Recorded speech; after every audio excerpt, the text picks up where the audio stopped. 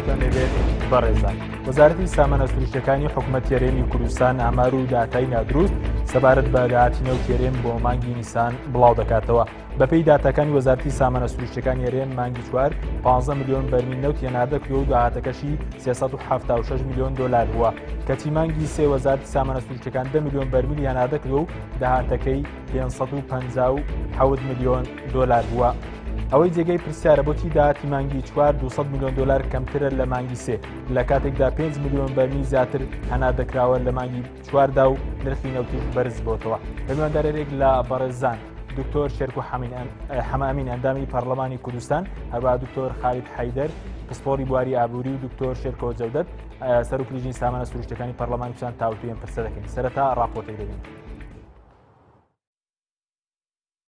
وەزارەتی سامانە سروشتەکانی حکوومەتی هەرێمی کوردستان ئامار و داتای نادروست سەبارەت بە داهاتی نێوتی هەرێم بۆ مانگی نیسان بڵاو دەکاتەوە. وەزارەتی سامانە سروشتەکان نوێترین راپۆرتی سەبارەت بە داهاتی مانگی نیسان بڵاو کردەوە. بەپێی راپۆرتەکە لە مانگی ڕابردوو هەرێم 15 میلیۆن و 267,542 بەرمیل نەوت هێناردەکردووە و کۆی داهاتەکەی 376 میلیۆن و 395,901 دۆلار بووە. کەچی بەپێی راپۆرتی وەزارەتی سامانە سروشتەکان لە مانگی سێ کۆی نەوت هێناردەکراوی هەرێم 10 میلیۆن و 148,487 بەرمیل بووە. داهاتەکەشی 557 میلیۆن و 272,177 دۆلار بووە. ئەوەی جێگەی پرسیارە لە مانگی چوار 5 میلیۆن بەرمیل نەوت زیاتر هەناردەکراوە لە مانگی سێ کەچی داهاتی مانگی چوار 200 میلیۆن دۆلار کەمترە. لەلایەکی ترەوە نرخی نەوت لە مانگی چوار بەرز بۆتەوە بە جۆرێک لە یەکەم ڕۆژی مانگی چوار نرخی بەرمیلێک نەوتی برێن 37 دۆلار بوو و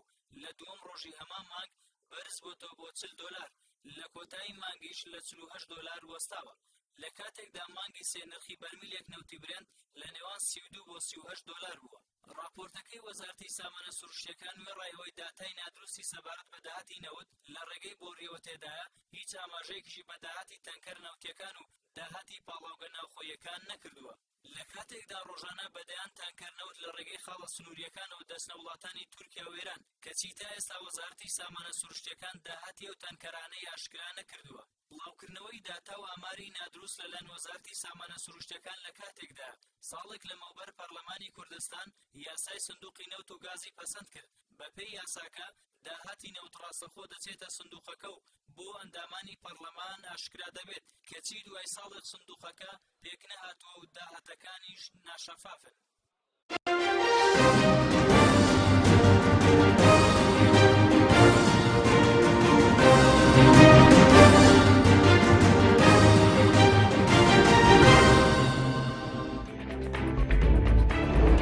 دووبارە سڵاوتان لەبێت بەڕێزان. سوپاس بۆ میوانەکانم کاک دکتۆر شێرکۆ لە بەڕێستانەوە دەست پێ بکەین. سەرەتا دەمەوێت سەرنجی بەڕێستان سەبارەت بە دوایین راپۆرتی وەزارەتی سامانە سروشتەکان بۆ مانگی چوار بزانم. سەرەتا سڵاو لە بینەرانی کەناڵی پەیام. ینی وەکو جەنابیشتان و باسی راپۆرتەکەش هەبوو ئەوەی کە جۆرێک وەکو مەتەڵ وایە لە ڕاستیە لە کاتێکا کە تقریبەن ئەتوانین بڵێن بە ڕێژەی لە 160 داهات هەناردەکردنی نەوت زیادی کردووە مانگی چوار بەراورد بە مانگی سێ و لە 150 نرخی نەوت بەرز بۆتەوە. ینی بۆ نمونە ئەگەر سەیری مانگی با بڵین سێ بکەی ئەوان نرخی بەرمیلە نەوت لە نێوان 32 بۆ 38 دۆلارە بووە، بەڵام لە مانگی چوارە گەشتوتە 42 بۆ 48 دۆلار و هەروەها ڕێژەی هەناردەکردنی نەوتیش وەکو لە راپۆرتەکەش هاتە بوو لە مانگی سێ 10 میلیۆن و 148,040 بەرمیل بووە، بەڵام لە مانگی چوارە بەرز بۆتەوە 15 میلیۆن و 267,540. بەڵام ئەبینی داهاتەکە کەمی کردووە. لە ڕاستیە ئەمە پەیوەندی بەو ناشەفافیەتەوە هەیە، پەیوەندی بەو ناڕوونیەوە هەیە کە لە کاری وەزارەتی سامانە سروشتەکانە هەیە و ڕێگاش نادا بە هیچ دامەزراوەیەک لە دامەزراوەکانی هەرێمی کوردستان بە تایبەتی دیوانی چاودێری دارایی کە بچن تەدقیق لە داهاتەکەیان بکەن و ئەمە لە ڕاستیە یعنی وەزارەتی سامانە سروشتەکان ئێستاکە ئەتوانم بڵێم جێگای نەک وەزارەتی دارایی ینی جێگای زۆر وەزارەتی تریشی گرتوێتەوە بە تایبەتی شخصی وەزیری سامانە سروشتەکان کە ئێستاکە هەم عەق دەکا هەم نەوتە فرۆشێ هەم پارەکەی کۆکاتەوە و هەم پارەکەشی سەرفەکە دابەشێکاتوانە. ینی ئەمە لە ڕاستیە کە ئەرشێکی گەورەیە و جۆرێکە لە ناقانونیش چونکە لە ڕاستیە هەم بەپی یاسای ژمارە 22 ساڵی 2007 یاسای نەوت و گاز لە هەرێمی کوردستانە دەبوو ئێستاکە کۆمەڵێ دەستگا وەکو چۆن بەسا لە عراق سۆمۆ هەیە ئەوایە لە کوردستانیش کۆمۆ هەبوایە واتە کۆمپانیای کوردستان بۆ فرۆشتن و بازارکردنی نەوت باشە سندۆقی داهاتەنەوتەکان هەبووە لە پەرلەمان کە دواتر باسی دەکەین هەروەها مؤسسەیەکی تر دروست کرایە بەپێی ئەو یاسایە بۆ ئەوەی کە بەرهەمە نەوتیەکان ینی ئەوانەی کە با بڵین لە دوای پاڵاو دەرهێنانی نەوت ئەو بەشانەی تر چییە کە لە جاکێتەوە نەوتەکان بەڵام هەموو ئەمانە لە ڕاستیە هەر بەپێی یاساک ینی هەموو ئەمانە ئێستاکە بووە بە ئەرشی وەزیری سامانە سروشتەکان و هەروەها هەتا لە ناو یاسای ژمارە 22 ساڵ 2007 هەیە کە ئەنجومەنی هەرێمی کە پێگاتون لە 5 کەس کە ئێستاکە چواریان پارتیە و هیچیشیان لە یەکێتی نیشتیمانی کوردستانە ئەمانە زیاتر ئیشیان ئەوەیە کە چۆن سیاسەتێکی استراتیژی دابڕێژن بۆ ئەوەی مەسایلی نەوت چۆن پەرەی پێ بدێن لە هەرێمی کوردستانە بەڵام ئەم ئەنجومەنە لە ڕاستیە بە ناقانونی پارە سەرفەکاتوانە بۆیە کاری وەزارەتی سامانە سروشتەکان کارێکی زۆر ناشەفافە هەر بۆیەش هەمیشە وەکو مەتەڵەمێنێتەوە و هیچ کاتێکیش لە ناو ڕاپۆرتەکە جگە لەوەی کە ئەمانە ینی کۆمەڵە ڕقەمەی خاتە ڕوو بەڵام پێمان ناڵێ یعنی بەرمیلی بە چەند فرۆشتووە لە هیچ ژێک لەو ڕاپۆرتانە نە لە راپۆرتی مانگی یەکان نە لە راپۆرتی مانگی دووە نە مانگی سێ نە مانگی چوار لە هیچ شوێنەکان نەیوتووە بەرمیلی نەوتی بە چەند فرۆشتووە و هەروەها لە هیچ شوێنەکە باسی نەوتی تەنکەر ناکە باسی پارەی مشتەقاتی ناوخۆ ناکە و باسی پارەی LPGش ناکە غازی شێر ئەو غازەی کە لە کۆرمەڵی کەواتە بەڕێز و کۆندامێکی پەڕۆن بڕوات بەداتە و ئامەرەکانی وزارەتی سامانە سروشتەکان نییە لە ڕاستیان من هیچ بڕوایەکم پێی نییە و وەکوتم لەبەر هەموو ئەو هۆکارانەی کە باسمان کرد و لەبەر زۆر هۆکاری تریش لە ڕاستیە کە من ینی کاتی خۆشی لە نووسینەکان نووسیومە ینی ئەم وەزارەتە ینی جۆرێک لە با بڵین وەکو مسەلەسی بەرمۆدەوایە یاخۆ جۆرێکە لەوەی کە جانتایەک بێت و هەمووی لە دەستی وەزیرا بێ لە ڕاستیە وەزارەتێک کە ڕێگە نەدا بەوەی دیوانی چاودێری دارایی بڕوا کەشفی حساباتەکەی بکە وردبینی حساباتەکەی بکە وەزارەتی ڕێگە نەدا بە پەرلەمانی کوردستان کە با بڵین بتوانێت ئەو عەقدە وردانە ببینێ بە تایبەتی ئەو عەقدەی کە بە ماوەی 50 ساڵ لەگەڵ وڵاتی تووشا کردویانە ئەمە بۆ هیچێک لە ئێمە وە بۆ هاوڵاتێکی ئاساییش ڕاستیا بڕوا پێهێنەر نییە کۆمەڵێ ڕقەمی وشک لەسەر سایتەکەی بڵاو کاتەوە کە لە ڕاستیا ئەمانە هیچیان جێی بڕواهێنین بۆیە هەمیشە کاری ئەم وەزارەتە بە گومان و لە نادیاری و لە ناڕوونیە دەمێنێتەوە. سپاس دەکەم کاکتۆر خالید جەنابیش بەخێری سپاس بڵاو دەدەم. دەمی ڕای بەرز شتام بزانین وەکو پسپۆڕێکی بواری ئابووری لەسەر مەسەلەی ئەو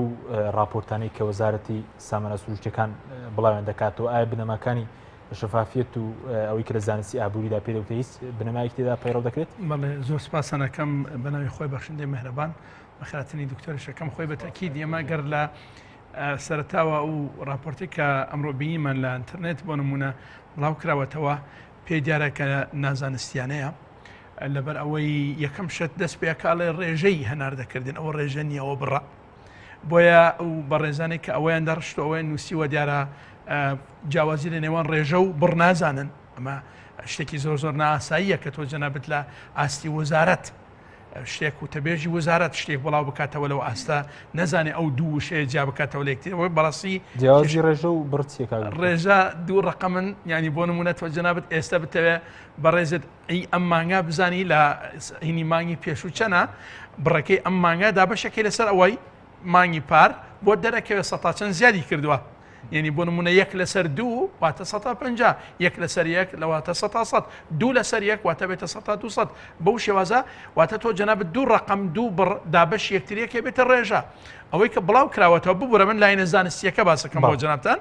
هەر لە سەرتاوە دیارە نازانستیانەیە بابەتەکە و چەند جارێکیش من بینیوە لەو بوارە و ئەگەر بم بڕۆن جەنابتان ڕشتێکی تریش هەیە لە میدیاکان زۆرینەیان بۆ نمونە ئەگەر داوای لێبردن نەکەم تۆزێک لە بابەتەکە لە ئادەم باستەوە ئەکرێ بۆ نمونە ئەڵێن ئەفەرمونون بۆ نمونە بەهای دۆلار ئەوە شتێکی زۆر هەڵێکی زۆر زانستیە ئەبێ بوترێن نرخی دۆلار بۆیە من داواکەم لە ڕێگەی کەناڵە پیرۆزەکەی جەنابتانەوە هەموو وەزارەتێک ئەبێ من مەبەستم نییە خۆم لەبەرەوەی لە بواری ئابووری ئیشەکەم ینی چۆن ئەڵێن گرنگی بدەم بە ئابووری ناس نەخێر ئەبێ ڕاوێژکاری ئابووری هەبێ هەموو کەناڵە تلڤیزیۆنەکانە بێ ڕەوشکاری ئابوووریانە بێ بۆ ئەوەی هەواڵ پێشکەشەکانی نەکەن بزانن داڕشنەکەی چۆنیە بێ بە شێوازێکی زانستیانە باشە حاڵەکە چۆنە بێ ئەگەر لە وەزارەتێکی پەیوەندیدار بە بابەتەکە لە وەزارەتی سامانە سروشتیەکان لە وەزارەتی بۆ نمونە پلاندانان لە وەزارەتانەی کە پەیوەندیدارن بە بواری ئابوووریەوە بۆیە لە سەرەتاوە ئەوە خاڵی یەکەم خاڵی دووەم وەکو دکتۆریش بەڕێزیان ئەماژەیان پێکرد و جەنابتانیش و لە ڕەپۆرتەکەش هاتووە بەڕاستی ئەمە مەتەڵە تۆ جەنابەت مانگێک نرخی نەوت بە شێوازێک بێ و هەناردەکردنەکەش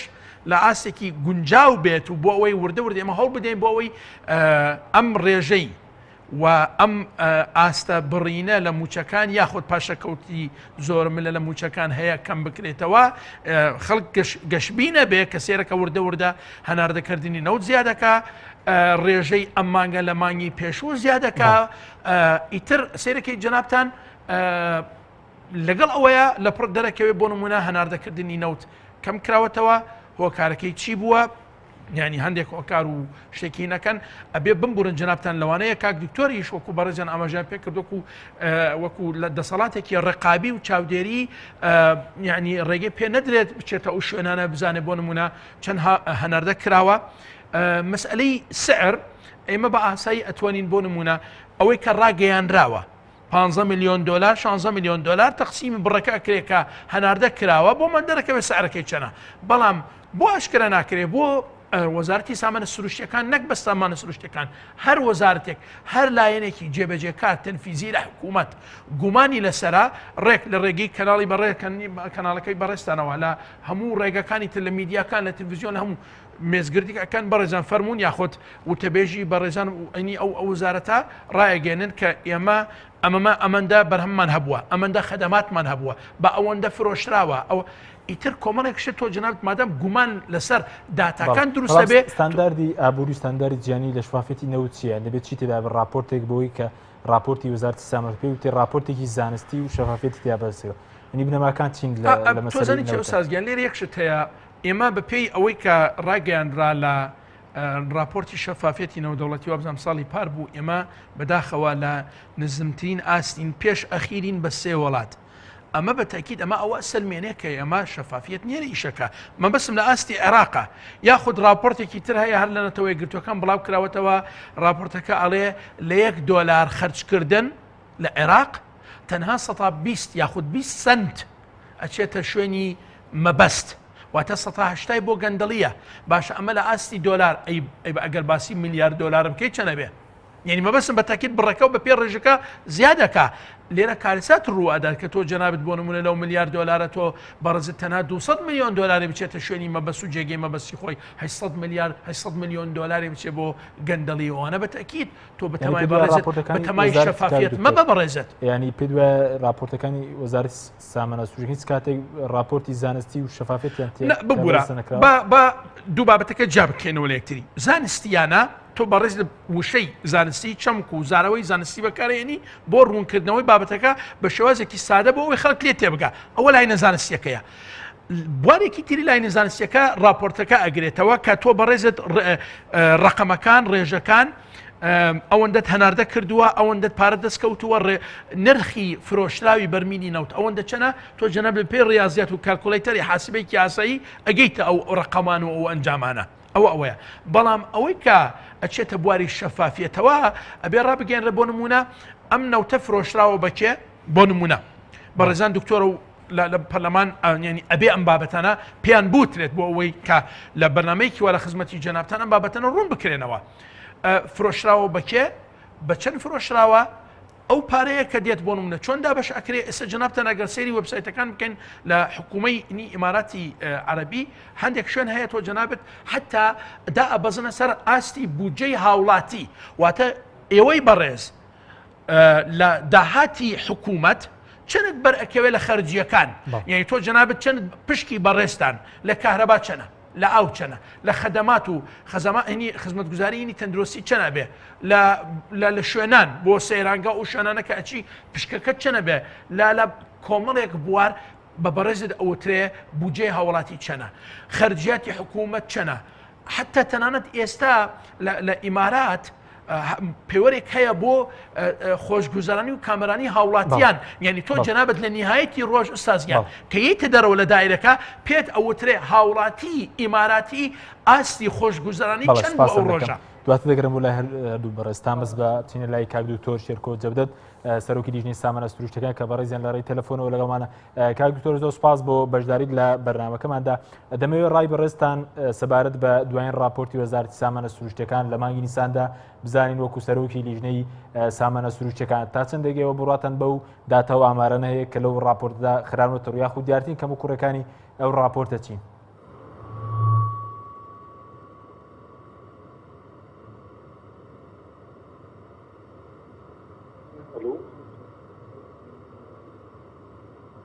بەڵێ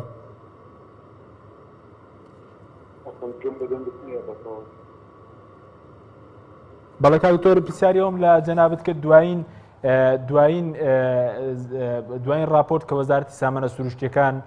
بڵاوی کردوتەوە وەکو سەرۆکی لیژنەی سامانە سروشتیەکان لە پەرلەمانی کوردستان ئایا بڕاتان بەو داتا و ئامارانە هەیە یاخود دیارترین کەم و کوڕەکان چین؟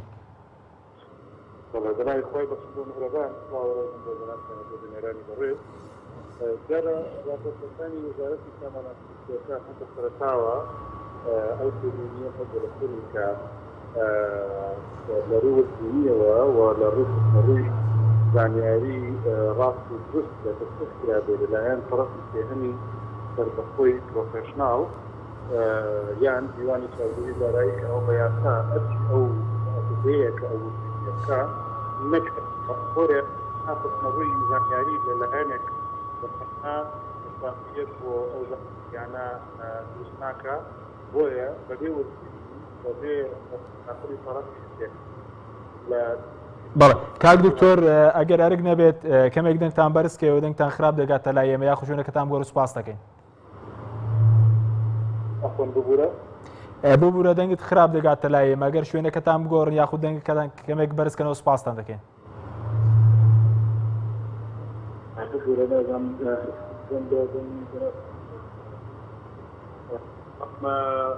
ئەو تێبینیانی کە هەمە لەسەر راپۆرتەکە ئەوەیە کە مثل بۆ نمونە داهاتی کەنسەرەنەوتەکانی تێدانیە کە ئەوە هەموو دەرێت داوامان کردو کە ئێستا نەتوان ڕاوێنان وەزارەتی سامانەسروشتیەکانەوە داهاتی کانکردەکان کە بە سەدان ملیۆن دۆلار ئەکرێتە تێدانیە هەروەها درسی گەشتنی بەرمیلە نەوتەکانی تێدان وەستا بەسرێک پۆشراوە ڕاستە ئەگەر ئەمریک کردی داهاتە سەدابەتی بەسەر ژمارەی بەرمیلی فرۆشرا و یەکسانە بە نرخی بەرمیلی نەوت کە ئەبێ کوی فۆشتەکانی لێ دەربکەی بەڵام نرخی بەرمیلی نەوت گرنگە کە تێیدا بێت لە راپۆرتەکان بۆ ئەوەی کە بزانین ئایا بە نرخێکی گونجاو فرۆشراوە یان نا. ئەمەش دیارە بێگومان ئەرچی دەستگایەکی پرۆفێسناڵی مختصە کە جێی متمانەوێ بۆ دروستکردنی دڵنیایی لەسەر ئەو راپۆرتە ئەرچی ئەوە کە ئەوە بکات و راپۆرت خاتە بە دەستی پەرلەمان و لایەنە پەیوەندیدارەکان کە تا ئێستا ئەوە نەکراوە بۆ شایەشی گەورەیە. بڕاتان بەو داتا و ئامارەی نییە کە وەزارەتی سامانە سروشتیەکان بڵاوی دەکاتەوە؟ لە ڕووی سیستماتیکیەوە و لە هەموو دنیاە هەر ئاوایە نابێ یەک تەرەف زانیاری بە تەنها بخاتە ڕوو و ئەوە شەفافێتی پێ ناوترێ بەڵکو شەفافێت بریتێ دەخستنە ڕووی زانیاری ڕاست و دروست و باوەڕ پێکرا و باوەڕ پێکرا و ڕاست و دروست یەکسانە لە ڕووی سیستماتیکیەوە بەوەی کە تەرەفێکی سێهەمی مستەقل سەربەخۆ پرۆفێشناڵ ڕابردووپاک جێی متمانە وردبینی بکە و دڵنیایی بۆ هەموو لایەک دروست بکەوە ئەوەش کارێکی زۆر قورس نییە کە بەداخەوە کە تا ئێستا نەکراوە کە ئەمە کلیلێکە بە بڕای من تەنانەت بۆ چارەسەرکردن و دەستێگەیشتنی زۆرێک لە کێشە سیاسیەکانی هەرێمی کوردستانیش کە چەقی بەستووە لەم ڕۆژەیە بۆیە لە ڕووی سیستماتیکیەوە بەڵێ جێی متمانە نییە تا ئێستا چونکە تەنها لە یەک لایەنەوە زانیاریەکان ئەخێتە ڕوو و هەموو زانیاریەکانیش نییە بەڵکو تەنها چەند زانیاریەکە کە ئەوە کفایەت نییە بۆ ئەوەی کە دڵنیا بین لەوەی کە داهات و سەرۆت و سامانی هەرێمی کوردستان بە تایبەتی لە ڕووی نەوت و گازەوە لە ئاخارێکی تەندروستە یان نا بۆیە ناتوانین ئێستا بڵێن جێی متمانەیە و ناتوانین پشتی پێ ببەستین تەنها زانیاریەکە و وەزارەتی سامانە سروشتیەکان خۆی بە تەنها ئەیخاتە ڕوو بۆیە ئەکرێ هەر خۆی سوودی لێ وەربگرێت. ئێوە پێتان وایە چەند مەسەلەن ملیۆن دۆلار لە داهاتی مانگی چوار دیار نییە لە کاتێکە مەسەلەن مانگە داهاتی بڵێن ڕێژەی هەناردەکردنی نەوت 15 ملیۆن بەرمیل بووە، بەڵام مانگە ڕابردوو 10 ملیۆن بووە و داهاتەکەشی زیاتر بووە. ئەوەش تێبینێکی ترە، یعنی داهاتی لەگەڵ ئەوەی کە نرخی نەوت لە جیهاندا بەرز بۆتەوە لە چاومانی ڕابردووە، لەگەڵ ئەوەی کە بەرهەمی زیاتریش بەرهەم هێراوە بەپێی ئەو زانیارانی کە لە راپۆرتەکەدا هاتووە وەزارەتی سامانە سروشتیەکان، بەڵام داهاتی ئەم مانگە لە چاو داهاتی مانگی ڕابردوو کەمترە. لەبەرەوە بە کورتیەکەی یعنی ئەم شڵەژاویە لە ئامادەکردنی راپۆرت و زانیاری ئەمان با بۆ ئەوەی کە قسە لەسەر ئەوە بکەین چۆن دڵنیایی دروست ئەکرێت کە زۆر گرنگە حکوومەتی هەرێمی کوردستان و وەزارەتی سامانە سروشتیەکان بە تایبەتی ئەو دڵنیاییە بۆ جەماوەر ئەگەر ئەیانەوێ بەو شێوەیە دروست ئەکرێت کە ئێستا دەمەباتێک هەیە ئەڵێن کۆمپانیایشی کۆمپانیایشی تایبەتمەند لە بواری وردبینی پرۆفشناڵ بهێنن، ئەوە ڕاستە ئەگەر دەژێت چاودێری پەرلەمانە بێت، بەڵام ناکرێت وردبینیەکە تەنها لەسەر کاغەز بێ، واتە پرۆسەی وردبینی کە بەندزی پێوتر ئۆدیتینگ تەدقیق و وردبینی پرۆفشناڵ لە بواری ئینەرژی وزەیە ئەبێ لە بەرهەمەوە دەست پێ بکە، واتە ئەبێ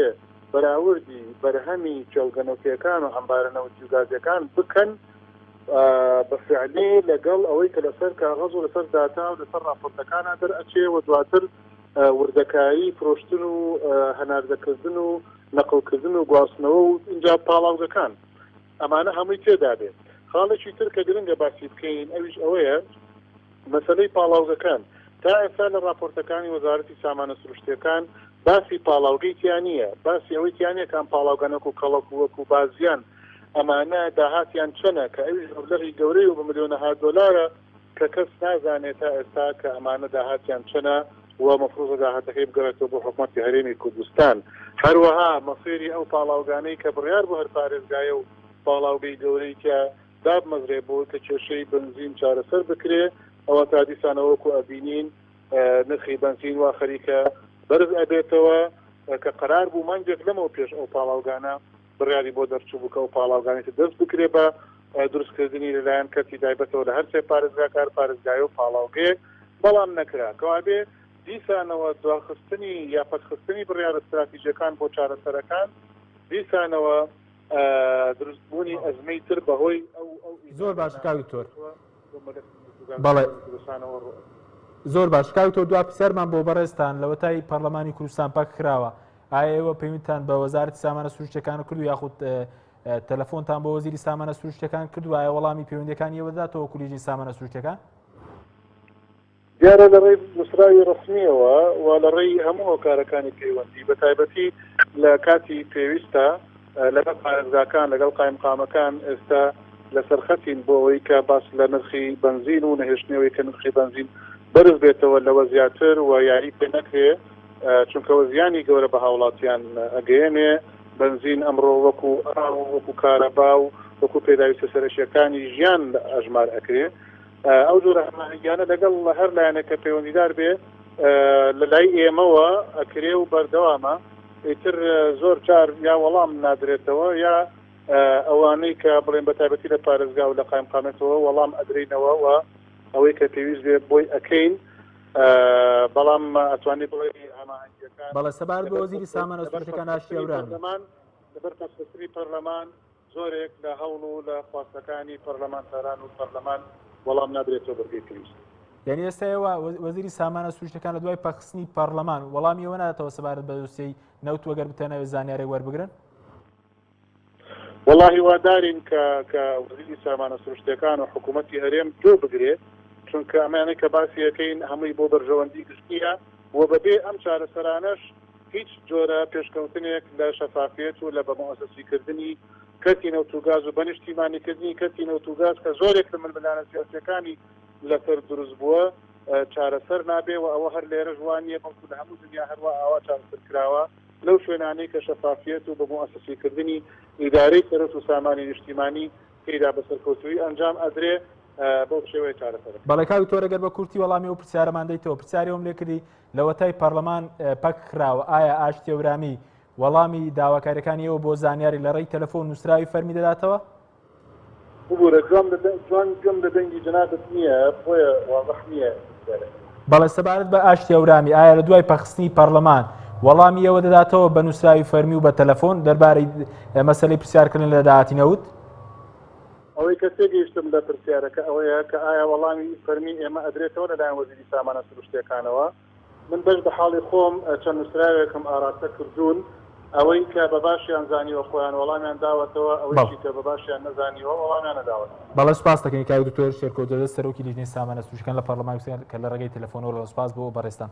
کاک دکتۆر شێرکۆ ئەگەر بینەوە لای بەڕێزت ئەگەر زیاتر قسە لەسەر ئەمە بکەین ینی ئەو داهاتەی کە دیار نیە لە مانگی چوار بە بڕای بەڕێستان چەندە ئەو جیاوازەیە کە لە نێوان مانگی سێ و چوارە هەیە لە کاتێکە مانگی چوار مەسەلەن زیاتر نەوت هەنار دەکراوە.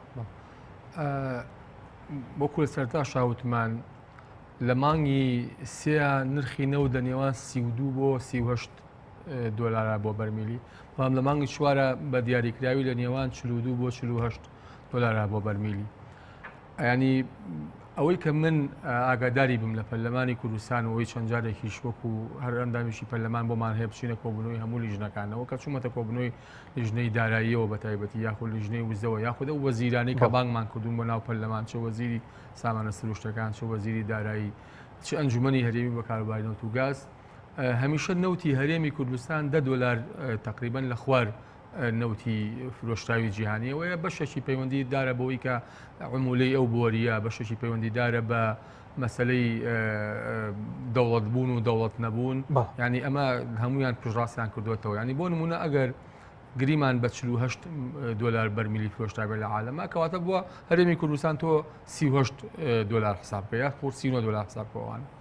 کە ئەمە لێکە دەیتەوە لە ڕاستیە وەکو کاکتۆری ژووتی ئەو 15 میلیۆن و ئەو 26,542 دابەشی داهاتەکەی کە تقریبان سیرەکەی ینی با بڵین بەرمیلی لە هەرێمی کوردستان نزیکەی 24 دۆلار حساب کراوە لەم ڕاپۆرتە کە لە ڕاستیە ئەمە بەلای کەمەوە هەر هیچی کەم نەبێت 10 دۆلاری کەمە ینی بە من ئەگەر ئەم 10 دۆلارە زەربی ئەو 15 میلیۆن و ئەوەیەکەین ئەوان نزیکەی 200 میلیۆن دۆلار تەنها لەم پارەی بۆریا دیار نییە ینی هەر ئەم راپۆرتەی وەزارەتی سامانە سروشتەکان کە بۆ مانگی چوار بڵاوی کردوتەوە ئەگەر هەر بەرمیلێک نەوت ینی کە بە دڵنیایی 10 دۆلار زیاتریشە ئەگەر هەر بەرمیلە نەوت بۆ نمونە 10 دۆلاریش دیار نەبێت ئەوە نزیکەی 200 میلیۆن دۆلارەکە ینی ئەمە داهاتێکی زۆر قەبەیە جگەل لەوەشی کە لە ڕاستیە نەپاری نەوتی تەنکەری تایە و نەپارەی مشتەقاتی ناوخۆی تایە و نەپارەی غازی شل ئەلپێجیشی تایە پارەی مشتەقاتی ناوخۆ بەپێی ئەو راپۆرتەی کە لە کۆتایی ساڵی 2015 بڵاو کرایەوە کە چوار ڕقم حسابی هەیە ڕقم حسابیەک لە سلێمانی لە کۆیە هەولێر دهۆک ئەمانە هەمووی لە بانقی کوردستانە مەبەستمان ئەوەی کە کاک تۆشتەکۆش باسی کرد کۆمپانی ئەم پاڵاوگانە بەرهەمەکانیان بۆ کوێچێ غاز و ئەو نەوتەی کە ئەدرێ بە ماڵان بانزین گازوایل ئەمانە بە معدەلی تقریبا مانگی 163 میلیۆن دۆلارە ینی بەپێی ئەو چوار ڕقم حسابیەی کە لە بانقی کوردستان هەیە بۆ ئەم چوارشۆنەی کە باسم کردوانە نەوتی تەنکەریش ئەگەر بە معدەلی مانگی 170,000 بەرمیلیش بڕوا کە بە دڵنیایی کە بە پێی زۆر سەرچاوکە من قسەم نەگەڵاکردون زیاتری شەڕوا ئەوان نزیکەی 100 میلیۆن دۆلارە یعنی لەوێ 160 لێرە 100 لێرەش با بڵین 200 خۆی دیار نییە و هەروەها تقریبا غازی شل LPG کە من خۆم عەقدەکەم بینیوە لە کۆرمۆرەوە کە بارەکرێ ڕۆژانە نزیکەی 700 تەنە تەنی بە 330 دۆلارە ئەمەش حسابکە نزیکەی 10 میلیۆن دۆلارێکە لە مانگەکە ینی هەموو ئەم داهاتانە دیار نییە ڕاستیە وەک گەوەتین خەلەلیش هەم لە راپۆرتەکە هەم لە دامەزراوەی وەزارەتی سامانە سروشتەکانە ئەوەیە کە لایەنی دووهەم ئەم زانیانە لایەنێکی دووهەم نیە ئەم زانیانە پشڕاست کاتەوە چۆن لایەنی دووەم ینی بەستەکەەوەیە نەڕێگا بە دیوانی چاودێری دارایی ئەدرێ ئەوەش وەزعی پەرلەمانی کوردستانەکە لە دوای 12 ئۆکتۆبرەوە بە بڕیارێکی سیاسی پەخراوە و پێشتریش ینی پێشتریش لە ڕاستیە و دکتۆر شێرکۆ زۆر بەڕوونی وتی کەشتیان بۆ نێری ئەوەی بەدڵیان بێ وەڵامی دەنەوە ئەوەی بەدڵیان نەبێ وەڵامی نادەنەوە ینی پێشتریش کە لە ڕاستیە وەزارەتی سامانە سروشتەکان وەزارەتێکی داخراوە هەر تۆ بێنە بەرچاوی خۆت راپۆرتەکان سەریکە تەنها بە زمانی ئینگلیزی لەسەر سایتەکە دایانێ ینی هەر سادەترین شتە یا حکوومەتی هەرێمی کوردستان خۆ زمانی فەرمی لە هەرێمی کوردستانە زمانی کوردیە و زمانی ئینگلیزی نیە لە هەرێمی کوردستانە. ئەی باشە بۆ ئەم ڕاپۆرتانە بە زمانی ئینگلیزی دانێ لەسەر سایتەکەی خۆی. ینی ئەمە سادەترین شتە، ینی ئەمە شتێکی زۆر سادەیە خۆ تەبیعی ئەمە هەمومان باوی ئەوە ئەتوانین ینی ئەو ڕاپۆرتە بۆرگەری لەسەر زمانی کوردی ینی خەڵک هەیە، پسپۆر هەیە، شارەزا هەیە، کێشەی شەونە گەورە نییە. مام تۆ لەمەوە سەیریکە، ینی وەزارەتێک ئامادە نییە لەسەر سایتەکەی خۆی ڕاپۆرتەکە بە کوردی دانێ کە دوای چەندین ڕۆژ اینجا تەرجمەی کوردیەکرێتەوەوانە. بۆیە کاری وەزارەتی سامانە سروشتەکان کارێکی زۆر نادیارە و هەموو ئەم داهاتانە بە نادیاری ئەمێنێتەوە، بە ناڕوونی ئەمێنێتەوە و لە ڕاستیە ئەمەیە کە لە هەرێمی کوردستانە ینی با بڵین متمانە نەماوە لە نێوان هاوڵاتی و حکوومەتی هەرێمی کوردستانە و ئەمەیە کە لە هەرێمی کوردستانە لە ڕاستیە جۆرێک لە با بڵین چەتەگەری لە نێوتا هەیە، ینی چەتەگەری لەیان کێوەیە بەڕاستی لەلایەن ئەو کەسانەی کە پرۆسی نەوت بەڕێوابن لە هەرێمی کوردستانە، ینی نەوت لە هەرێمی کوردستانە لە بری ئەوەی ببێ بە با بڵین بژانەوەی ژێرخانی ئابووری بۆ نمونە پیشەسازی، بازرگانی، کشت و کاڵ ببێ بە هۆی دەستخستنی هەلی کار بۆ گەنجان، ببێتە هۆی دروستکردن و پتەوکردنی پایەکانی دیموکراسی و دامەزرانی دەوڵەتی کوردستان و ئابووریەکی خۆژیێنی جوان لە هەرێمی کوردستانە. ئەوە تا نەوت لە هەرێمی کوردستانە یعنی حکوومەتی هەرێمی کوردستانی قەرزار کردووە، ینی هەمومان ئەزانین ینی ئێستا لە بانقەکانی هەرێمی کوردستانە هەم ئەو پاشەکەوتەی کە خەڵکی شای بووە سەرف کراوە. ینی بۆ نمونە ئێمە لە ماوەی ڕابردووە کارمان لەسەر شتێک کردووە پارەی نەخۆشی شێرپەنجە سەرف کراوە، ینی لە خولی پێشووی پەرلەمانە بە یاسا لە پەرلەمانی کوردستانەوە سندوقی داعمی شێرپەنجە دروست کراوە و بە یاسا پارەی تێچێ هەر بە یاساش لێ دەرێنرێ کەچی حکوومەتی هەرێمی کوردستان نزیکی 72 میلیارد دینار لەناو ئەو سنووقا هەبووە ئەوەشی سەرف زۆر باشە لە ڕاستیە ئەمە نەگبەتیە بۆ هەرێمی کوردستان نەک ڕەحمەت بێ بۆ هەرێمی کوردستان. زۆر سپاس کاکتۆر خالید سەبارەت بۆی کە لەگەڵ بەرزبوونەوەی نرخی مەسەلەن نەوت ئەنە دەبووە داهاتی هەرێمی کوردستانیش زیادی کرد بێ بۆ نمونەوەی کاک دکتۆر باسی کرد کە لە مانگی سێدا مەسەلەن نرخی یەک بەرمیلی خاوی برێن لە نێوان 32 بۆ 38 بوو، بەڵام لە مانگی مەسەلەن لە یەکی چوارە 37 دەبێت، لە دوی چوارە دەبێت بە 32 لە کۆتایی مانگ لە 48 نزیک دەبێتەوە. وایە خۆی بەتەکیل وەکو دکتۆر ئاماژە پێکرد، ینی ئەم $10 ینی با وەکو بەڕێزی ئاماژەم پێ کرد $10 با نەڵێن $10 با بڵێن لە 8 بۆ 12 ینی لەوانەیە لە دەکە زیاتر بێ لەوانەیە تۆزێک لە دەکەش کەمتر بێ. مهم ئەمە ئەرکی سەرشانی ئەو وزارەتەیە کە مادام بەڕێزان لە پەرلەمان بابەتەکەیان لا ڕوون نییە زۆر ئاساییە ئەگەر ئێستا پەرلەمان ئەکتیڤ نییە و ینی لە ڕۆڵی خۆی نابینێ ئەتوانن بۆ نمونە ئەو بەڕێزانە ئەو لە وەزارەتی سامانە سروشتیەکان بەڕێزانی پەیوەندیدار لیژنەی وزەمان هەیە، لیژنەی ئابووریمان هەیە، بانگ بکرێن بەڕێزان بفەرمونون چی پرسیارتان هەیە ئەم ماوەیە ڕاست پەرلەمانمان ئەکتیڤ نییە هۆکارەکان سیاسین و بابەتەنە ئیتر ئەوانە شتێکی تایبەتە بفەرمونون بۆ ڕوونکردنەوەی پرۆسەی فرۆشتنی نەوتی ئەم مانگە ئەم ماوەیە نرخەکە ئەوەندە بووە بفرۆشترا بۆ بلاینە وەکو دکتۆر ئاماژە پێکرد بۆ نمونە کۆمەڵێک هۆکاری هوەری هەیە، کۆمەڵێک هۆکاری تایبەت بە سیادەی هەرێمی کوردستان وەکو دەوڵەت تەعاملی لەگەڵا ناکرێت و کۆمەڵێک شتی تریش هەیە تێچوون و گواستنەوە بابەتانە. بۆیە ئێمە کەمتر لە بازاڕ ئەفرۆشین بە ئەوەندە بۆ موچەی فەرمانبەران ئەوەندەمان داناوە، بۆ خەرجیەکانی وە بەرهێنان ئەوەندە دانراوە، بۆ شتی تایبەت ئەوەندە دانراوە. زۆر بە ئاسایی ئەتوانم ڕوونی بکەمەوە بۆ ئەوی ئەم بەڕێزانەکە لاینی یەکەمی پەیوەندیدارن، چاودێریەکەن، دیوانی چاودێری دارایی ئەو بەڕێزان هەمووی پەیوەندیدارن لە وەزارەتی سامان سروشتیەکان لە هۆڵێکی تایبەت ئەم بابەتانە ڕوون بکرێتەوە ئەخرێتە ڕوو بۆ ئەو $10 چۆن هۆکار چییە ناخرێتە ڕوو، هۆکار چییە ڕوون نییە لەوانەیە شتێکی تایبەت بێ ئەو بەڕێزانە نایەنێ بۆ مەبەستێکی تایبەت ڕوونی بکەنەوە ئەبێ ئەم بەڕێزان بزانن بۆ ڕوون ناکرێتەوە ئەو کاتە ئیتر گومان دروست نابێ ئەو پرسیارە نامێنێ بەڵام کە وە بابەتەکە نادیارە بێ ناڕوون ئەبێ بە تەکید بەلاینی کەمەوە پرسیارمان بۆ دروست ئەبێ بەلاینی کەمەوە نەک گومان. اینجا لاینێکی تر دەسەڵاتدارێکی تر بێت پشتڕاستی ئەو ڕقەمە بکاتەوە ئەو هینا بکاتەوە کە لە ئیتر خۆمان بێ بۆ نمونە یاخود بۆ ڕێکخراوێکی تایبەت پێشتێکی تایبەت بێ لای دوم بێکە ڕێکەوتووە لەگەڵ وزارەتی سامانە سروشتیەکان بۆ ئەوەی ڕقەمەکان و ژمارەکانمان بۆ پشتڕاست بکەنەوە کاتە بێتە دوو لایەن سێ لایەن بابەتەکە پشتڕاست دەکەنەوە تاکیدەکەن لەسەر بابەتەکە ئیتر نە پرسیار ئەمێنن نە گومانیش ئەمێنێ و ئەو متمانە و ئەو سیقەیە کە ئێمە ئەڵێن نەماوە و ون بووە لە بینی هاوڵاتی حکوومەت ئەگەڕێتەوە وردە ئەمانە هەمووی ئەمانە جێگەی پرسیارن بەڕاستی ئێستا ئەگەر بەڕێزان لە پەرلەمانە و پرسیارە ئەەکەن ئەی هاوڵاتی ئاسایی چی بڵێ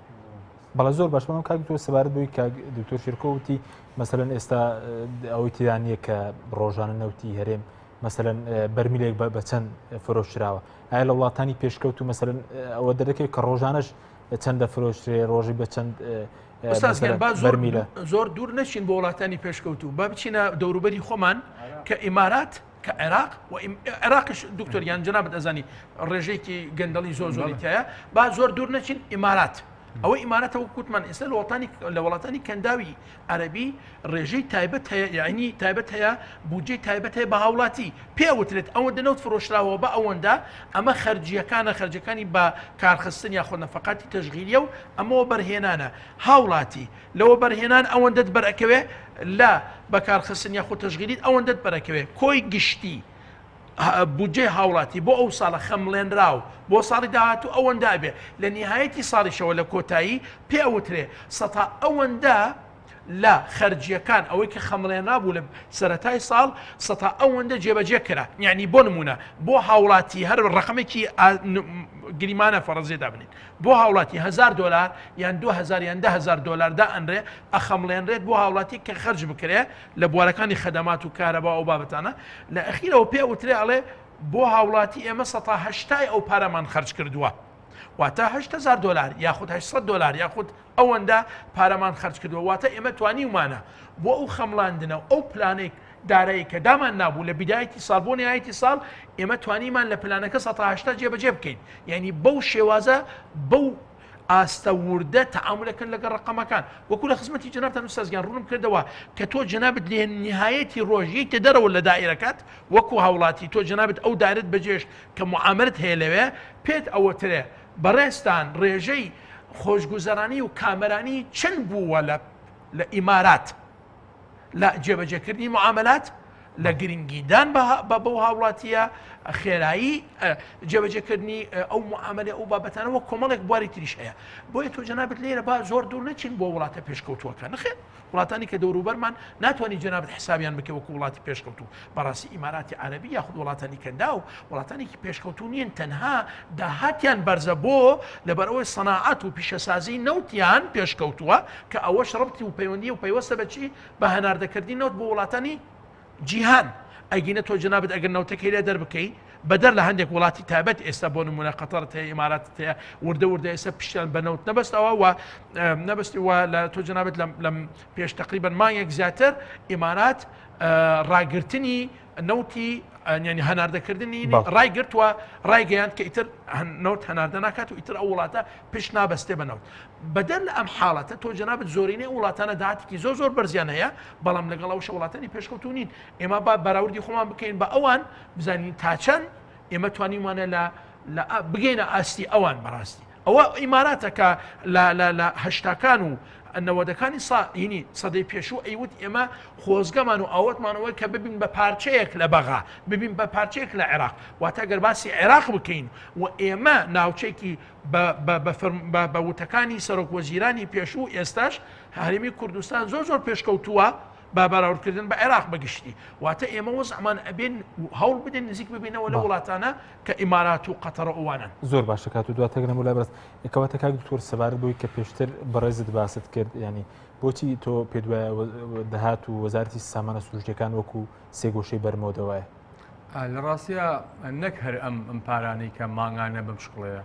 ینی لە هەرێمی کوردستانە بۆ نمونە هەر لە سەرەتای پرۆسەی نەوتەوە ینی پارێکی زۆر بە ناوی شیرینی نەوتەوە شیرینی گرێبەستەکانەوە هاتوتە ناو هەرێمی کوردستانەوە باشەم پارانە لەکوێ بۆ کوێ چووە چۆن سەرف کراوە لە چیا سەرف کراوەوانە لە وەزارەتی سامانە سروشتەکان و ئەو هەیئەتی کە ناوی ئەنجومەنی هەرێمی بۆ کاروباری نەوت و گازە بە نزیکەی $15 ملیار لە دەرەوەی بودجەی ساڵانە سەرف کردەوە ئەوانە يعني ومن ئەوە نەک من زۆر لە هاوڕەکانی تریشم ینی ئەمە لە فەمان نردووە بۆ داواکاری گشتی نردوومەە بۆ دیوانی چاودێری دارایی مەسەلا من بۆ خۆم پرسیار بە پرسیار نردوومە بۆ وەزارەتەکان بۆ نمونە وەزارەتێکی وەکو هەر وەزارەتێک لە وەزارەتەکانی حکوومەتی هەرێمی کوردستان لە پارەی نەوت پارەی بۆ سەرف کراوە ئەم پارانە چۆن سەرف کراوە لە چ پرۆژێکا سەرف کراوە ینی وەزارەتی سامانە سروشتەکان لە ڕاستیە ینی ئێستاکە لە بری ئەوەی ببێت بە وەزارەتێک بۆ ئەوەی کە ئابووری هەرێمی کوردستان ببوژێنێتەوە وەسەر پێی خۆی بکەوێت بە پێچەوانەوە هەرێمی کوردستانی تووشی قەرزێکی گەورە کردووە ینی وەکو خۆیان لە ڕابردووە باسییان کرد کە دواتر ڕای جیاوازی لەسەر دروست بوو ئایا حکوومەتی هەرێمی کوردستان قەرزارە یا قەرزار نییە بەڵام ئەمان لە نەتیجا حکوومەتی هەرێمی کوردستان باسیەوەکەن کە نزیکەی 20 میلیارد دلار قەرزارن ێ باشە حکوومەتێک وەزارەتێک کە نەوت بفرۆشێ 20 میلیارد دلار قەرزار بێت ئەمە سێگۆشەی بەرمۆدەیە لە ڕاستیە خۆ ناکرێت ئەگەر هەر تەنها ئەم راپۆرتەی مانگی 4 و مانگی 3 بەراوردکەین ئەمە خۆی لە خۆیان کاتەوەی کەم وەزارەتە سێگۆشەی بەرمۆدەیە چۆن ئەکرێت لە وڵات تۆ لە مانگێکە نەوت زیاتر بفرۆشی پارە و کەمتر دەستکەوێ ئەمە ناکرێت لە ڕاستیەکەواتە ئەمە هەر نەوت دەفرۆشێ باشترە ئەنی چ مانتێقێکی تایە ئەو وڵاتانی نەوتیان کڕی بێ لە ئێمە قەرزار نەبن ئێمە کەنوتمان فرۆشتەوە قەرزار بین بۆی لە ڕاستیە ئەبەم جۆرە ئەمەی کە وەزارەتی سامانە سروشتەکان و هەروەها ئەوانەی کە ئاگاداری مەلەفی نەوتن لە ئاگاداری مەلەفی نەوتن لە کورسان بە بڕوای من ڕەنگە ئەو یەکێتی و پارتی بە پلەی یەکەم اینجا لە ناو یەکێتیە ئایا چەند کەس ئاگادارە چەند کەس ئاگادار نییە ئەو پەیوەندیدارە بە یەکێتی نیشتیمانی کوردستان خۆیەوە بەڵام لای من لە ڕاستیان لە ناو پارتیە ڕەنگە شخصی سەرۆشی پارتی و هەروەها وەکو باس دەکرێت سەرۆشی ئەنجومەنی وەزیران و بێگومان وەزیری سامانە سروشتەکان و ئەگەر خەڵکی تریش ئاگاداری مەلەفی نەوت بێت لە ڕاستیە مەلەفی نەوت هەر لە سەرەتاوە بە بڕوای من بەشێک بۆ لە ئیتفاقی استراتیژی لە بین یەکێتی و پارتیە چونکە وەزارەتی یاسای ژمارە 22 ساڵی 2007 یاسای نەوت و گاز کە یەکێکە لە خراپترین یاساکان لە هەرێمی کوردستانە لە دوای هێوربوونەوەی وەزعی ناوخۆی هەرێمی کوردستان و ئیتفاقی استراتیژی یاسا خراپش کە تۆ دەڵی جێبەجێ کراوە نەخێر ئەو یاساش بە خراپی بەو خراپیەشەوە جێبەجێ نەکراوە کاک حەژیم ینی دوو یاسا هەیە کە هەردووچیان بە دڵنیایی کە لێی وردەبیتەوە لە زەمەنی دەرکردنی یاساکان بەرمەبنای ئیتفاقی ینی بەشێک بوون لە لێکەوتەکانی ئیتفاقی استراتیژی هەم یاسای نەوت و گاز هەم یاسای وەبەرهێنان یاسای وەبەرهێنان ساڵی 2006 یاسای نەوت و گازیش ساڵی 2007 دوو خراپترین یاسان لە هەرێمی کوردستانە و ئەم دوو یاسایە لە ڕاستیە کوردستانیان تاڵان فرۆش کردووە بە کۆمپانیەکانی حیزب ینی بەپێی ئەو ئەقدانەی کە وەزارەتی سامانە سروشتەکان کردوتی کە لە خراپترین جۆرەکانی عقدن ینی من بەپێی ئەو بەدواداچوونانەی کە کردومە ئەگەر بچی نەوت لە ژێر ئاویشا دەربێنی ڕەنگە هەرزانتر بکەوێت لەوەی کە لەم ئەقدانەی کە لە هەرێمی کوردستانە کراوە هەموو ئەقدەکان لە هەرێمی کوردستانە بالئیجماع لە خزمەتی کۆمپانیەکانایە و لە هەمووشیانە ناو یاساکەشە لە ناو یاساکە ئەوە نووسراوە کە نیزاع کەوتە بینی حکوومەتی هەرێمی کوردستان و کۆمپانیەکانەوە ئەوە پەنا ئەبەر بۆ دادگای بەریتانیا هەر ئەوەش بوو کە بینیمان لە ماوەی ڕابردووە حکوومەتی هەرێمی کوردستان بەداناغازی دۆڕان کە نزیکەی 2 میلیارد دلار سپاس دەکەم دواتر گەرم کاکتۆر خالی سەبارەت بەوەی کە پێ دوای ئەگەر داهاتی نەوت لە دەستێکی ئەمین دابێت ئێمە تووشی ئەو قەیرانەدارایانە دەبن یاخود موچەی فەرمانبەران بەبێ پارچەکەوت دەتوانرا بدرێت خۆی لێرە بەش یەکەمی پرسیارەکەی جەنابتان ئایا داهاتی نەوت لە دەستی ئەمینەیان دەستی ئەمین نییە بەڕاستی ئەگەر بمبووری جەنابت من وەکو مامۆستای زانکۆ ئەمە من ناتوانم بڕیار بدەم لەوەی کەینە بەڵام بەپێی راپۆرتەکان مەبەستم پشت بەستن بە راپۆرتەکانی خودی وەزارەتەکە نەک شتێکی تر نەک گومان ئەوەی کە لای ئێمە دروستە بێ لای بەڕێزان دکتۆر و پەیوەندیداران لەینەکە هەر وەکو هاوڵاتی ئاسایی و پشت بەستن بە راپۆرتەکانی وەزارەت خۆی پرسیار دروستە بێ بۆ ئەم جیاوازیە ئەرکی سەرشانی حکوومەت و بە تایبەت وەزارەتی پەیوەندیدار ئەوەیە کە وەڵامی ئەم پرسیارە بداتەوە ئەگەر نەیتوانی وەڵامی پرسیارەکە بداتەوە ئەوە ئەبێتە گومان یعنی قۆناغەکە زیاترە بێ کێشەکە گەورەترە بێ ئەو کاتە ئیتر لێرە ڕۆڵی یاسا و قانون ینی دادگا یەتە دەرەکەوێ لێرە چۆن محاسبە و چۆن لێپێچنەوە لێ پەرچینەوە لەگەڵ ئەو کەسانە بکرێت کە یعنی بەلاینی کەمەوە بۆ وەڵامی پرسیار نادەنەوە نەک قۆناغی ئەوەی کە گومان لە بابەتەکە راپۆرتەکانی بە پێی راپۆرتەکان کە ئێستا جێگەی پرسیارە فعلەن ئەگەر ئەو بابەتانەی کە ڕوون نین ڕوون ببن و بەکار بهێنرن بە شێوازێکی زانستیانە و اقتصادی ئابوووریانە کە بریتە لە بەراوردکردنی تێچوون بە داهات و قازانج ئەو کاتە بەتەکید ئێمە ئەتوانین بەلاینی کەمەوە وەکو ئەگەر بیکەین بە ڕێژەیەکی زۆر لە موچەی فەرمانبەران بدرێت و ئەم پاشەکەوتە کەم بکرێتەوە. یعنی من لێرە بینی جنابەت من هیچ ڕێژێکی وردم نەدا بەس ئەتوانم بە جنابتان بەڵام ڕێژێکی زۆر لەم پاشەکەوتە کەمەکرێتەوە لە موچەی فەرمانبەران بدرێت پشتبەستن بەو راپۆرتانەی کە خۆیان بڵاویەکەنەوە بەو راپۆرتێک کە پێشتر بەڕێز راپۆرتەکان زانستینی ینی ئەخروتمان زانستی نیە ئەوم ڕوون کردەوە بۆ جنابتان بە شێوازێک زانستی نیە بەڵێ بەڵام ئێستا ئەوەی کە بەسمان کەوتمان ئەو $10 کە دکتۆر بۆ نمونە ئاماژەیەکی فعلەن پشت بەسم بە راپۆرتەکە خۆی ئەو $10 بۆ یەک بەرمیل نەوت کەڕەت 510,000 یاخود 511,000 بەرمیل نەوت بۆ نمونە کە هەناردە ئەکرێت فعلەن وەکو دکتۆر ئاماژەیەک بکە وەکو راپۆرتەکەش ئەگەر بە حساباتی ئاسایی بیکەین سەر و 250 ملیۆن و زیاتریش لەوانەیە هین بکرێت ئیتر ئەو پارەیە بۆ مەبەستی تایبەت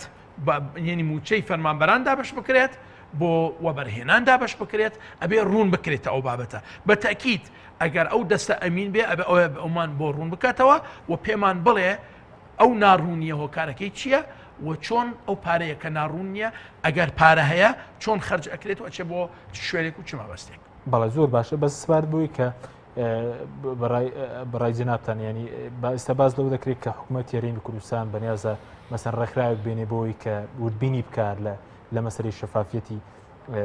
داهاتی نەوت ئەنی ڕێگە بە خەڵکی ناوخۆ بدرێت باشترین بەلایانی ناوخۆ بۆنەوە پەرلەمانی کوردستانە بۆنەوەی کاکدکتۆر وتی ڕێگە بە دیوانی چاودێری دارایی نادرێت وردبینی بکات سەرتا ڕێگە بدرێت لە ناوخۆ باشترنیت تۆ لە دەرەوە ڕێکخراو بێنیت نە تۆ مشکلە نییە تۆ بەڕێزێت با پەرلەمان ئەکتیڤ بکرێت بگەڕێتەوە بۆ ڕۆڵی خۆی و ئیشی خۆی بکات و چاودێری داراییمان هەیە با هیچ ڕێگر نییە کە کۆمپانیەکی نێودەوڵەتی پسپۆر بێت لەگەڵ ئەم بەڕێزانەشە با بە یەکەوە حساب و کتابی با بڵێن هین بکەن وردبینی بکەن لە بابەتەکە ڕێگر نییە بەڵام تۆ جەنابەت ناتوانی نابێت لاینێکی دەرەکی بێنی بێ ئەوەی لاینە ناوخۆیەکە ئەوەی کە اختصاص و پسپۆری چاودێریە ئیش نکات ڕۆڵی خۆی نبینێتەوە کەس بەڕێزت کەسێکی دەرەکی بێنی نەخێر دەرەکی بێنە بەڵام دوای ئەکتیڤکردنی ئەو شوێن و لاینانەی کە پەیوەندیدارن بە ئیشی چاودێری و وردبینیکردن لەسەر چی لەسەر بابەتەکانمان ئەوە شتێکی زۆر گرنگە و ئەو کات من ئەگەر هەر این بێت لە کەناڵە پیرۆزەکەی جەنابتانەوە کاتی خۆی پێشنیاریکم کردوتم ئەم نەبوونی متمانەیە لە نێوان حکوومەت یاریمی کوردستان و حکوومەتی بەغا هەر هەمان ئەو پێشنیاری کە کراو یاخود ئەوەی کە وتراوە على ئەساس لاینێکی تایبەتی دەرەکی بێت بۆ ئەم بابەتە وا پێشنیاری ئەوەم کرد کە ئێمە لە نێوان حکوومەتی هەرێمی حکوومەتی بەغا مادام متمانە نەماوە ئەوان ئەڵێن ئێمە هەناردە ناکەین و ئەوەندا ڕێ یاخود بڕەکە ئەوەندە نییە و ئێمەش ئەڵێن هەناردەیەکەین با لاینێکی سێم بێت بێلایەن بێنە ناینی حکوومەتی بەغا بگرێت و لاینی هەرێمی کوردستان بگرێت بڕیار بدات بزان کێ لەسەر حەقا و کاتە دەرەکەوێت بۆ گیانە کاک تۆ سپارت بۆی کە ئەگەر پێ دوایە داهاتینەوە لە دەستێکی ئەمیندا بووە دەتوانرێ موچەی فەرمانبەرە مەتەواڵەتی دابیر بکەیت بەم راپۆرتەشەوە کە خۆیان هەر بەمەی کە نووسیوانە راپۆرتەکە بەمەی کەیسە ناویان ناوە پاشەکەوت ڕاستیە هیچ بنەمایەکی یاسایی نییە هیچ بنەمایەکی یاسایی ئەمەی کە حکوومەتی هەرێمی کوردستان پێ لە سیستەمی پاشەکەوت چکە هەم موچە بە یاسا ڕێکەخرێ و دەستکاریکردنیشی پێویستە بە یاسا بێ لە ناو پەرلەمانی کوردستانەوە چکە تۆ بێنێ بەرچاوی خۆت لە عێراقا کە لە بودجەی ساڵی 2016 بڕیاریان دا مەسەلا لە 100 ببڕن بۆ حەشدی شەعبی و نازان مەساریفی چی ئەوانە لە ناو بودجەی ساڵی 2016 و بەبێ یاسا دەستکاریان کردووانە وەختیە کە دەستکاری موچاکرێ ئەبێ بە یاسا بێ لە ڕاستیە ئەمەی کە حکوومەتی هەرێمی کوردستان لە ژێر ناوی چاکسازیە کردوێتی بە هیچ جۆرە چاکسازی نییە و هەمووی خۆڵکردنە چاوی خەڵکی هەرێمی کوردستانە و بە هیچ جۆرە دەستکاری مەسەلا بۆ نمونە ئەو شوێنانە نەکراوە کە خۆیان ئیشیان پێیەتی ینی بەشێکی زۆر لەو هێزە چەکداریانەی کە لە ڕاستیە بەکارانێنن زۆر جار ئەیانکەنەوە بەگشت خەڵکی هەرێمی کوردستانە خارنشینی نایاسایی زۆر جار مەسەلا موچە و با بڵێن نەسریە و دەرماڵە و مەساریفی ئۆتۆمبیل و نازامچی وەزیر و پلە تایبەت و زۆر شوێنی تری هەرێمی کوردستان مەسەلەی ئیفاد و مەسەلەی ڕۆشنە دەرەوەی ستافی حکومی خۆیان بۆیە تەنها هاتوون مامۆستا جا چه کەرتی پەروەردە چه کەرتی خوێندنی باڵا و هەروەها شارەوانی و هەروەها کارەبا زایدەن هەندێک شوێنی تر زۆر باش ئێستا بۆم بۆستا هەر تەنها بەمە جگەلەوە تەنها بەمە پێی بەدواچوونەکانی من نزیکەی 430 میلیۆن دلارەنەوێ بۆ ئەم شتێککە ناوی پاشەکەوتە 430 میلیۆن دلار ئەمە ڕقەمێکە کە من لە ئەنجومەنی وەزیرانم وەرگرتووە یعنی 430 میلیۆن دلاران دەوێت بۆ موچەی مانگانە یعنی بە پێی ئەوەی کە تەنها لەم راپۆرتە ناشەفەفەشە خراوەتە ڕوو دەبوو ئێستاکە زۆر بە جوانی معاشی مانگ با بڵێن ڕوبع معاشی مانگی 1 و 2 و 4 دابش کردایە ئەمەشیان نەکردووە یعنی حکوومەتی هەرێمی کوردستان لەمەشا ڕازگۆن بەڵکاتە بە کورتی بە تەنکەر و بە بۆری و بەداهاتی پاڵەگونا خۆیەکان توانرێت موچە دابین بکرێت نەک هەر بە ینی بەمەی کە لە راپۆرتەکەی خۆیان هاتووە بەمە دەتوانێت ڕوبع موچە دابین کە واز لە نەوتی تەنکەر و نەوتی مشتەقات و LPGش بێنە و لە ڕاستیە یعنی حکوومەتی هەرێمی کوردستان دەتوانێت و دەبوو بشی کردایە زۆر بە جوانی بەڵام سیاستێکی چەتەگەری و لە ڕاستی مافیایی زۆر بە کورتیانی خولێکدا پێ دوات چۆن شەفافێت دەگەڕێتەوە لە نەوتە شەفافێتەوەی ڕاگەاندنی ڕقەمەکان هەمووی و گرێبەستەکان هەمووی لە کەناڵە تلڤیزیۆنەکان ئەگەر هینێکی تایبەتی خۆیان یان هەبێ و بەڕێزانە لە وەزارەتی سامانە سروشتیەکان یان لە وەزارەتە پەیوەندیدارەکان زۆر بەڕێز دکتۆر خالد حەیدەر پسپۆر لە بوارێ سپاس بۆ بەڕێستان هەرا دکتۆر شێرکۆ حەمامی نەندامی پەرلەمان کوردستان سپاسیش بۆ بەڕێستان هەرا زۆر سپاسی بۆ کاک دکتۆر شێرکۆ جەدەستەر و کلیژنی سامانە سروشتیەکە کە لە ڕێگەی تەلەفۆنەوە لەگەڵ مابوو سپاس بۆ هاوکارانم سپاسیش بۆ بینەرانی بەڕێز سپاتان لەگەڵ